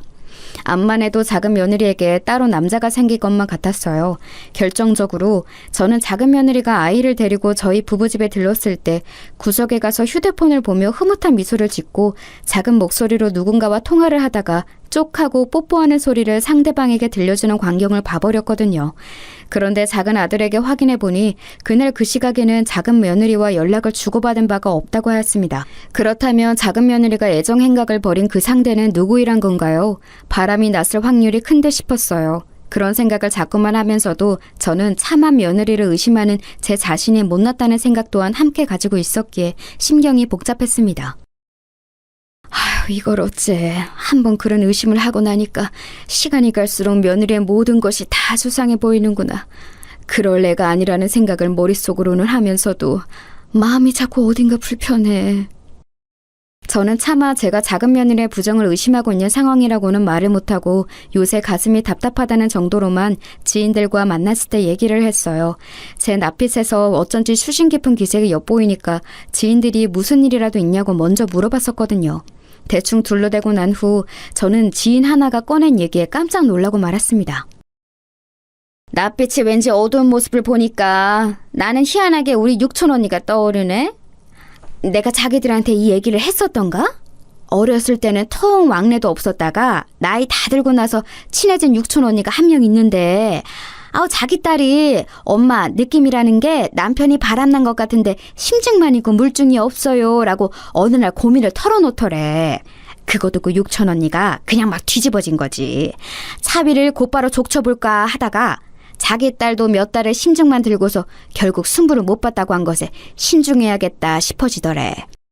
그래서 육촌 언니가 며칠을 끙끙 앓으면서 고민하다가 끝내 결단 내렸잖아.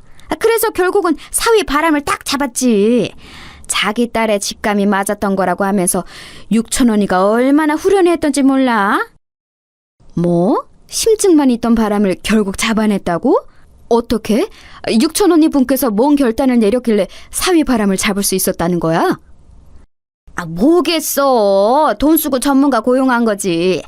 그런 심부름 작정하고 해결해주는 전문가들이 있잖아. 거기가 간판을 심부름 센터라고 달았다고 하던가 아니면 흥신소라고 달았다고 하던가. 아무튼 전문가가 나서니까 단판이 지어지더라네. 근데 왜 이렇게 급박하게 물어? 어머, 혹시 이런 거에 관심 있어? 왜? 전문가 필요해? 아유, 내가 무슨... 그런 게 왜 필요하겠어. 나는 요새 그냥 말 그대로 속이 답답해서 안색이 안 좋았을 뿐이야. 나는 그런 일과는 하등 상관이 없어. 정목에 찔리는 바람에 저는 얼른 손사래를 쳤었죠. 저에게 이목이 주목이 되는 것도 얼른 흩어버리고 싶었고요. 그런데 모임이 파하고 난 이후에 계속 머릿속으로는 그 생각만 들더군요. 돈 주고 전문가를 고용하면 저희 의심이 그저 헛된 망상이자 오해였던 것으로 밝혀지든 아니면 진짜 백이 은밀한 바람으로 밝혀지든 단판이 지어질 것이라는 생각에 가슴이 막 두근거렸습니다.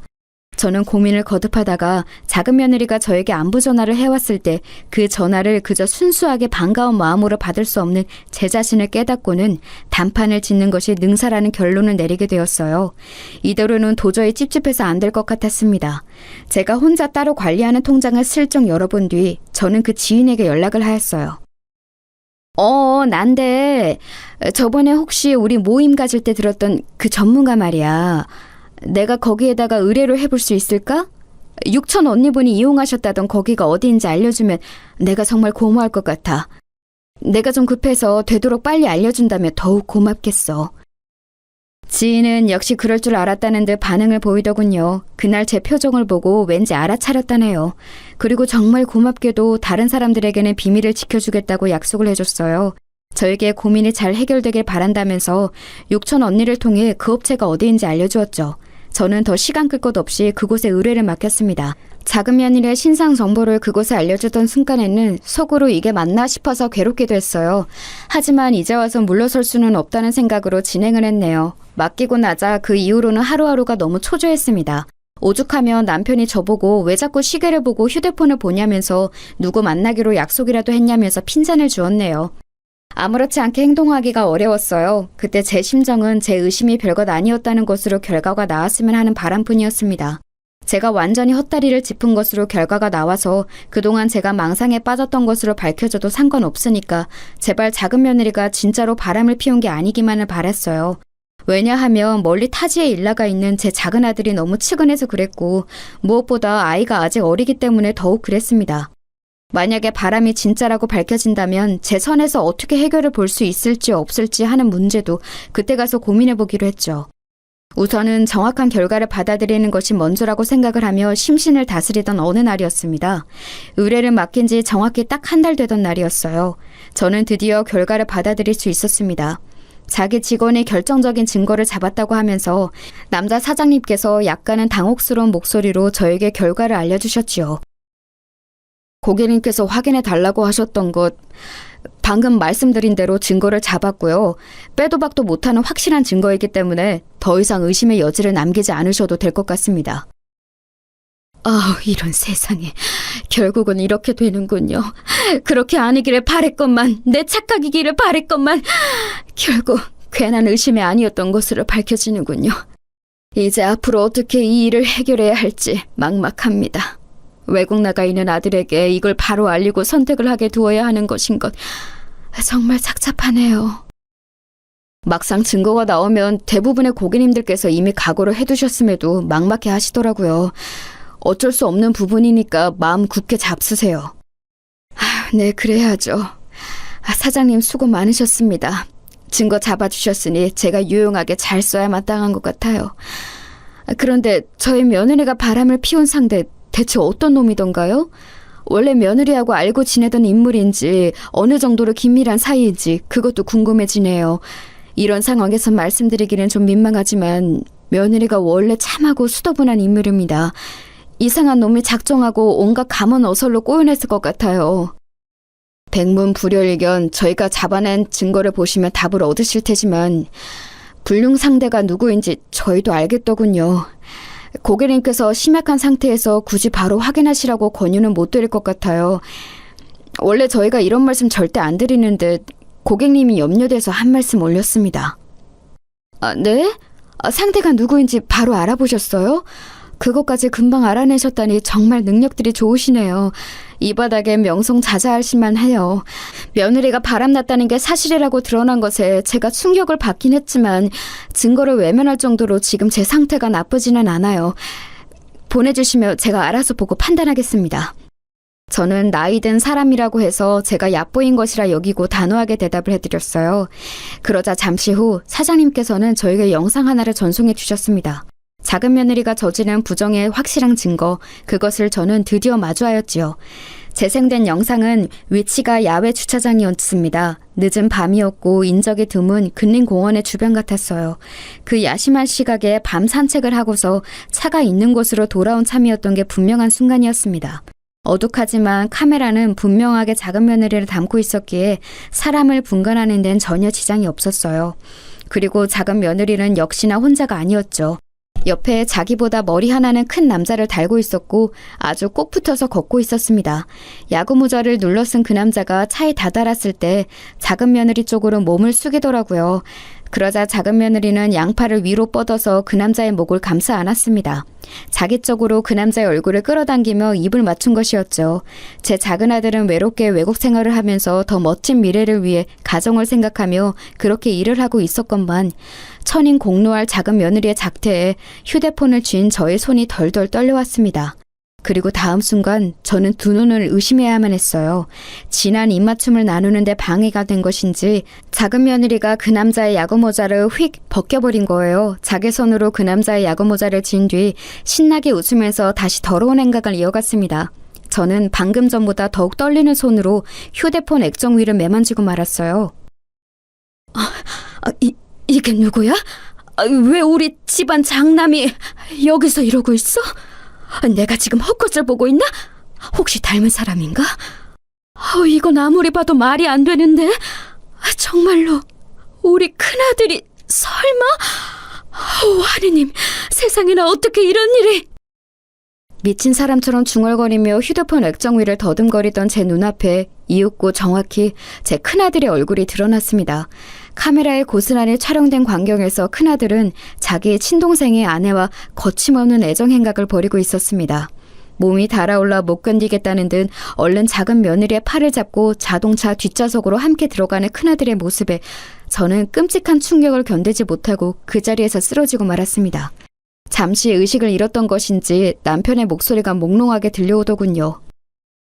집에 들어오고 얼마 안 돼서 바로 쿵 소리가 나길래 들어와 봤더니 당신이 왜 여기 서재에서 쓰러져 있어? 정신이 들어? 구급차 부를까? 여보, 우리 어떡하면 좋아? 이제 어떡하면 좋아? 이 일을 대체 어쩌면 좋으냐고. 무슨 소리야? 정신이 반쯤 나가서는 웬 헛소리를 하는 거야? 안 되겠어. 당장 구급차부터 불러야겠는데. 당신 휴대폰은 왜 내 쪽으로 내밀어? 잠깐, 뭘 보고 있었길래 이러는 거야? 이게 뭐지? 만약 제가 온전한 상태였다면 그때 남편에게 휴대폰을 확인하라는 듯이 그걸 내밀지 않았을 거예요. 그런데 제가 잠시 졸도했던 직후이기 때문에 정신이 아직 혼미한 상태였고 그런 와중에 남편에게 더러운 불륜 현장이 담긴 영상을 보여주고 말았던 것입니다. 어리둥절하게 영상을 봤던 남편은 잠시 후 상황 파악을 마치고선 분노의 고함을 쳤습니다. 그건 단전 깊숙한 곳에서 끓어오르는 분노였어요. 그 소리를 들으며 저는 조용히 눈을 감은 채 흐느꼈습니다. 당최 어떻게 해야 할지 작은 며느리의 바람 정도만 의심을 했던 것이지 설마 그 상대가 제 큰아들일 거라고는 감히 상상도 못 해보았기 때문에 정말 미칠 것 같았어요. 큰아들과 작은 며느리 사이에 어떤 기류가 오갔던 순간이 있었던가를 회상해봤더니 두 사람이 언제나 서로에게 태도가 호의적이었다는 점이 떠오르더군요. 작은 며느리가 자기 또래의 남자에게 눈 돌아갈 일은 절대 없다고 호언장담했던 때의 모습도 생각이 났습니다. 제가 그 말을 듣고서 안심도 했었고 작은 며느리를 재차 의심하게 된 스스로에게 복잡한 심경이 들기도 했었죠. 그런데 설마 제 훨씬 연상인 큰아들이 불륜 상대였기 때문에 그런 식으로 말을 했을 거라고는 상상도 못했던 것이죠. 차라리 당장 제 숨이 멎어버리면 좋겠다는 생각이 들더군요. 더 살아서 무엇하나 싶었습니다. 괜히 이날 이때까지 살아있던 바람에 이딴 더러운 꼴을 본 것 같았어요. 자식도 잘못 키웠고 며느리도 잘못 들였고 제가 어리석었던 탓에 다른 자식 하나에게 피해를 끼쳤으며 어린 손주에게도 못할 짓이 된 것 같아서 엄청난 자괴감에 사로잡혔죠. 제가 울면서 자책을 하자 남편은 저를 나무랐습니다. 이렇게 진실을 캐낼 배짱은 있었고 드러난 진실을 마주할 용기는 없었어? 정신 차려. 자식과 며느리가 쌍으로 미친 것이 어떻게 당신의 탓이 돼? 자책할 생각은 추호도 말고 정신 똑바로 차리고 이것들에게 철퇴를 내릴 때야. 저를 다잡아준 남편은 집안일에 신경 안 쓰고 산 게 후회한다고 하였습니다. 저는 그런 남편의 손을 맞잡으며 생각했죠.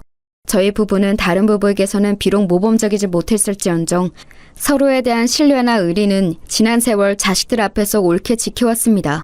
절대로 딴 마음 먹지 않았고 불순한 의도를 내비친 적도 없었죠. 그러니 올바른 부부관계를 유지하며 살아온 저희를 보고도 엇나갔다면 큰아들은 그 성정 자체가 심히 글러먹은 것이며 작은 며느리는 순진하고 참하게 굴었던 것이 본성이 아닐 게 분명했습니다. 용서하고 덮는다는 건 절대로 말이 안 되었죠. 가장 기만당한 사람은 당연히 작은 아들이었어요. 남편하고는 지금 당장 작은 아들에게 이걸 밝히느냐 마느냐를 두고 잠시 설전을 벌였죠. 외국에서의 바쁜 업무가 잠시 지나고 난 뒤에 알려주는 것이 작은 아들을 위해 나아 보인다는 게 남편의 배려심 넘치는 의견이었지만 의외로 제가 고개를 가로주었습니다. 지금까지 아무것도 모르는 채로 기만을 당해왔는데 하루라도 더 그런 비참한 상황에 놓이도록 둘 수는 없어. 작은 아들을 생각하자 속에서 피눈물이 났습니다. 제 뜻을 이해한 남편은 담배를 가지고 밖에 나가더니 그 길로 작은 아들과 통화를 마치고 돌아왔습니다. 작은 아들은 이 소식을 듣고 믿지 못했다가 넋이 나갔다가 화를 냈다가 이내 평정을 되찾고서 한국에 들어오겠다고 했죠. 마침 주말이 목전이었으니까요. 작은 아들이 회사 측에 넘치는 배려로 주말을 껴서 잠시 한국에 급히 들어오게 됐다는 정도로만 다른 사람들에게는 말을 했습니다. 그리고 토요일 이른 오전부터 저희 집에 다들 모였어요. 작은 아들이 귀국하자마자 이리로 온다고 했거든요. 민준이 아빠가 갑자기 들어온다고 해서 깜짝 놀랐는데 여기로 먼저 들르겠다길래 더 놀랐어요. 저하고 민준이도 보고 싶었겠지만 아버님, 어머님이 더 보고 싶었나 봐요. 정말 효자인 것 같아요. 다 같이 모인 자리에서 작은 며느리는 역시나 평소에 본인답게 굴었습니다. 배려심 넘치는 말에 표정은 겸손했죠. 하지만 이미 그 모습의 이면을 보고 난 이후였습니다. 작은 며느리의 태도가 좋게 보일 리 없었죠. 특히나 큰아들이 은근슬쩍 작은 며느리 쪽에 눈치를 보고 있다는 것을 알 수 있었기 때문에 더욱 그랬습니다. 그 자리에는 큰며느리까지 모인 참이었어요. 큰손주가 자기 아빠와 함께하는 주말과 겹쳤고 저희 부부는 일부러 큰며느리에게 들러서 식사하라고 권유를 보냈습니다. 강요 한 번 일절한 적 없었던 자기 시부모가 웬일로 꼭 시댁에 들러서 같이 밥이라도 먹자고 하니까 큰며느리도 무시할 수가 없었나 봐요. 큰손주를 데리고 와줬습니다. 별거 중인 자기 아내 그리고 자기와 몰래 바람 피우고 있는 제주씨 사이에서 큰아들은 눈치를 보느라 눈동자가 바삐 움직이고 있었어요. 만약 현장의 증거를 잡지 못했다면 큰아들의 저런 모습도 몰랐을 거라고 생각하니 모골이 송연해졌습니다. 이윽고 공항 근처에 살아서 마중을 나갔던 딸과 사위가 작은아들을 데리고 들어왔습니다. 금세 와작짓거려졌고 작은아들은 품에 얼른 자기 아이부터 안아보더군요. 그리고 저희 부부와 차례로 눈빛을 교환하더니 고개를 끄덕였습니다. 그것을 본 저희 부부는 큰손주에게 용돈을 쥐어주면서 작은 손주와 집 앞에 있는 편의점에 가서 맛있는 걸 사 먹으라고 보냈어요. 손주들이 무척 좋아하면서 집을 나섰고 저희 부부는 문제의 그 증거 영상을 틀었습니다. 호기심 어린 눈빛으로 화면을 보던 작은 며느리는 금세 사색이 되었어요. 그리고 큰아들은 얼굴에 핏기가 싹 가신 채로 멍하게 고개를 저었습니다. 이게 어떻게... 전날 분명히 근처에 아무도 없었는데? 설마 멀리서도 잘 찍는 전문가를 우리 부모님이 고용하신 건가? 고개부터 젓길래 뭔가 오해라도 있는 건가 싶었는데 기껏 내뱉는 말이 자백이야? 근처에 아무도 없었다고? 둘만의 미래를 즐기기에는 아주 안성맞춤인 장소를 물색했었나 보네. 더럽고 역겨워. 당신하고 별거 중이라서 다행이야. 자기 친동생의 아내하고 바람난 더러운 몸뚱이하고 한 공간에서 생활하는 건 내 비위가 감당 못하는 영역이거든. 이혼도 속전속결로 처리해줬으면 해. 양육권 내가 가지고 애는 내가 키울 거야. 큰며느리는 싸늘하게 말을 한 다음 큰아들의 뺨을 세게 후려쳤습니다. 그 모습에 작은 며느리가 짧은 비명을 질렀는데요. 그러자 큰며느리는 작은 며느리에게 다가가 더 세게 뺨을 쳤어요. 작은 며느리는 바닥에 엎어지고 말았죠. 그 가련한 모습에도 작은 아들은 도움의 손길을 내밀지 않았습니다. 지독히도 슬픈 배신을 당한 눈빛으로 작은 며느리를 조용히 내려다볼 뿐이었죠.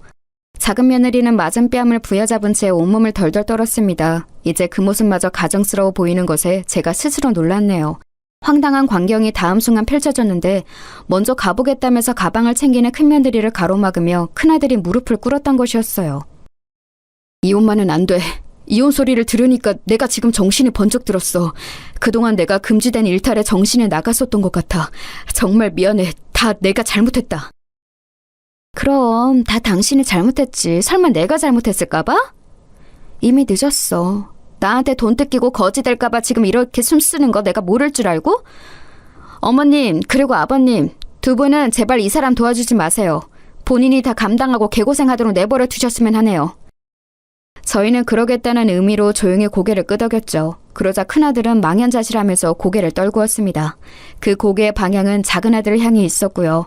하지만 이미 싸늘하게 식어버린 작은아들이었습니다.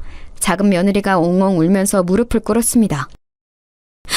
실수였어. 잘못된 충동이었어. 나에게는 민준이 아빠 당신밖에 없는 거 알잖아. 어떤 말을 하면 좋을지 여기로 오는 동안 많은 말들을 골랐는데 막상 지금이 되니까 그 어떤 말도 따로 필요하지 않다는 생각이 드네. 내가 당신에게 할 말은 이것뿐이야. 이혼하자. 작은 며느리는 반쯤 졸도했지만 그 편을 들어주는 이는 아무도 없었습니다. 오히려 그 틈을 타서 딸은 작은 며느리의 휴대폰을 집에 와서 확인했어요. 그리고 놀라운 것들을 보게 되었죠. 작은 며느리가 큰아들과 온갖 수준 낮고 천박한 농담을 그간 많이 주고받았더군요. 심지어는 유희로 즐기는 다른 남자들과의 만남도 몇 있었어요. 지난 세월 앞에서만 얌전한 척하면서 뒤에서는 몰래 문란하게 굴어왔던 겁니다. 그것들을 보자마자 딸이 작은 며느리의 머리채를 잡아떼었네요. 그 후로 이모저모가 있었는데 결국 큰아들도 작은아들도 이혼을 했습니다. 큰아들은 큰며느리에게 다 뜯겨서 빈털터리가 되었고 저희 부부에게도 외면을 받은 채 혼자가 되었어요. 제 가슴이 찢어지는 듯 했지만 이 또한 제가 지고 갈 무게라 생각하며 견뎠습니다. 작은 며느리는 몸만 가지고 시집을 왔던 그때 마냥 아무것도 건지지 못한 채 몸만 들고 나갔습니다. 앞으로 손주들이 무탈하게 잘 크길 바랄 뿐이에요. 저도 많이 노력할 거예요.